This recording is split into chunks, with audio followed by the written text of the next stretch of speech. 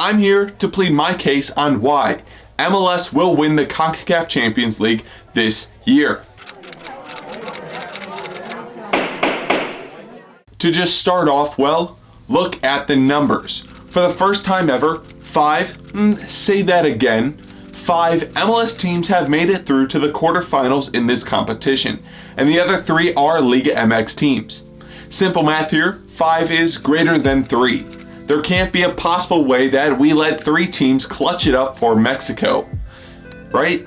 If we look at the current bracket for the quarterfinal games, we see 3 Liga MX versus MLS matchups. The 4th matchup is between 2 MLS teams. So MLS is already guaranteed at least 1 team into the semifinal stage, and if Portland could pull off a win against Club America, well then MLS will have a guaranteed spot in the final. Now it's easy to say that MLS can beat Mexican opposition, but it is much harder to do. And as the realists will point out, even though we have 5 teams in this stage of the competition, to get 4 through to the next round, we will have to win against these Mexican opponents. Since this edition of CCL was established in 2008, MLS sides have only knocked out Mexican sides 10 out of the 38 times they have met. So if we're just looking at numbers, each MLS team has about a 26% chance of advancing to the next round. But guess what? Contrary to my 5-3 logic earlier, soccer or football isn't all about numbers on the face. It's about the context that surrounds them. This brings me to my second point on why MLS stands a chance this year, and that is because we have slowly but surely been improving in this competition each year. Out of those 10 times we have knocked out Liga MX competition, 8 have come since 2018. In the last 3 years, we have quadrupled the number of knockout wins versus Mexican teams. This improvement boils down to the increasing level of MLS.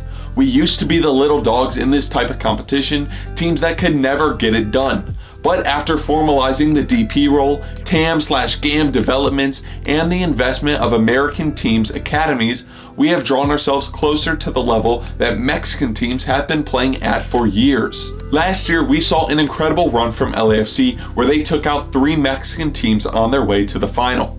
It was the first time we have seen not only an MLS team come up against, but defeat that many teams from our North American counterpart. Although they did not pull off a win in that match, they arguably outplayed the eventual winners Tigres for a good part of the game. This was only the 4th time we have seen an MLS team in the final, and it will not be the last. A good reason for LAFC's strong run to the final is probably a result from the postponement of the CCL competition due to COVID-19. Usually the CCL schedule begins a week or 2 before the MLS season kicks off and ends at the end of April. That's only 2 months into the normal MLS season. The reason this is a disadvantage is because other than MLS, all the other nations represented in the CCL are in mid-season. Therefore, MLS teams are in preseason form, playing against teams that have already been involved in competitive matches domestically. In 2020, the CCL resumed from their COVID hiatus at the end of the MLS season. Therefore, all the teams still involved were equally prepared for the games. And, well, what did we see? LAFC defeated 2 of the biggest teams in Mexico in Cruz Azul and Club America. This year, for the first time ever, the semifinal stages of the CCL will be held mid to late August.